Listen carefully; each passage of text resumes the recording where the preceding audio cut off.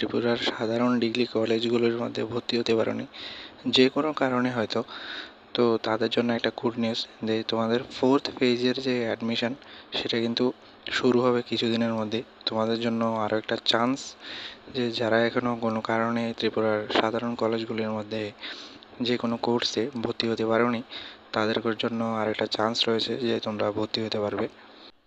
Already জানো তোমরা যে 3টি ফেজ চলে গেছে, তো আশা করা যায় যে এটাই হয়তো বা লাস্ট ফেজ হতে পারে।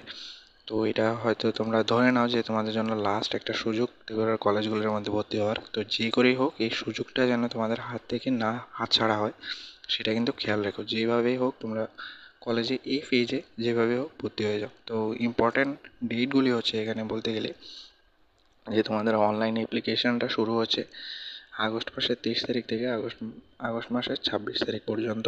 জানো তোমরা আগেই দেওয়া আছে যে কীভাবে তোমাদের অ্যাপ্লিকেশন করতে হয়, না হলে এই চ্যানেলের মধ্যে ভিডিও আছে সেখান থেকে দেখতে পারবে, বা তোমরা ইউটিউবের যে কোনো ভিডিও থেকে দেখে নিতে পারো। তো তোমাদের যে অ্যাডমিশনটা সেটা 23 তারিখ থেকে 26 তারিখ আগস্ট মাসের মধ্যে হবে। আর তোমাদের অনলাইন অ্যাপ্লিকেশন আর তোমাদের যে 4th পেজের যে কাউন্সেলিংটা সেটা হবে মেরিট লিস্টটা দেওয়া হবে 27 তারিখ আগস্ট মাসের। আর তোমাদের ফিজিক্যাল অ্যাডমিশনটা সেটা কিন্তু চলবে 28শে আগস্ট থেকে 5ই সেপ্টেম্বর পর্যন্ত।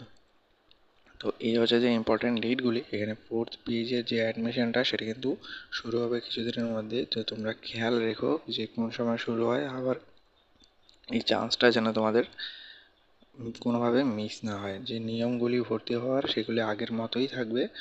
তো তোমরা যেভাবে হোক এই চান্সে ভর্তি হয়ে যাও। কেউ কমেন্ট করেছিল যে 3rd পেজের অ্যাডমিশনটা চলে গেছে, তো 4th পেজের অ্যাডমিশনটার জন্য অ্যাডমিশন কি করা যাবে? তো তার জন্য আনসারটা হচ্ছে যে হ্যাঁ, 4th পেজের অ্যাডমিশন কিছুদিনের মধ্যেই চালু হবে, তোমরা 4th পেজের অ্যাডমিশনটা করে নিতে পারবে।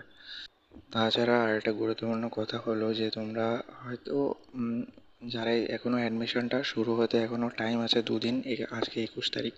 তো 2 দিন, এই 2 দিনের মধ্যে তোমরা ভালো করে রিসার্চ করে নাও যে যে কলেজগুলোতে ভর্তি হতে যাবে। দেখো অনেক কলেজগুলিতে কিন্তু সিট অলরেডি বুক হয়ে গেছে বা ভর্তি হয়ে গেছে, সেখানে চান্স কম।